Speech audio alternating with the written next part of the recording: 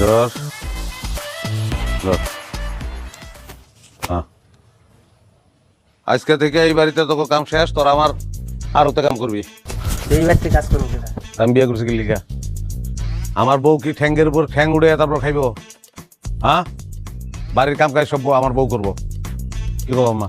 হ্যাঁ ঠিকই তো, আমার পোলারে আমি বিয়া করাইছি, এখন কি আমি তোমাকে হাতে রান্না বান্না কাজ কাম খাবো না? আমার ছেলের বউ রান্না বান্না করবে, কাজ করবে, আমি সেই খাবার খাবো। যাও তোমরা, কি কস? এই যে নবজাদি, অনেক বাজে কটা? 7:30 বাজে গেছে। অন বাইরে চল তুমি।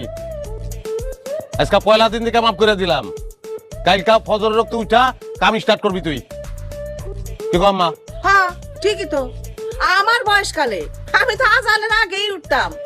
মা গো মা, কোনোদিন যদি একটুখানি দেরি হতো তাহলে আমার শ্বশুর শাশুড়ি ননদ কি বলা যায় আমারে বলতো। রে আল্লাহ রে আল্লাহ, আমার সময় এত সুখ ছিল না। আচ্ছা আমাদের আগে কি রান্না বসাবো নাকি অন্য কোনো কাজ? মারা জিজ্ঞাসা করলি এটা তুই? তুই বুঝোস না কোনটা আগে করতে হইব? হ্যাঁ, ঘর বাড়ি ঝাড়ু দিছস?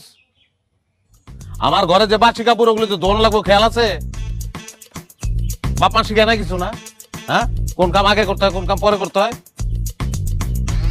দেখছো মা অবস্থা, দেখছো? হ্যাঁ তাই তো দেখতেছি, কি যুগ যাইলো রে বাপ। ঘরের কি কাজ করতে হবে না হবে ঘরের বউ বলে জানে না, আমারে শিখায়া পড়ায় নিতে হবে। ঠেকা লাগছে আমার, কি কস? হ্যাঁ এটাই তো, যাই হোক কারণ শিখে পড়া নিতে হইলে নিতে হইব। শুনো, আমি গেলাম, তোমার যে কোনো দরকারে ওরে পাইবা তুমি। উল্টা পাল্টা কিছু দেখলে আমার জানাইবা, ঠিক আছে? হ্যালো।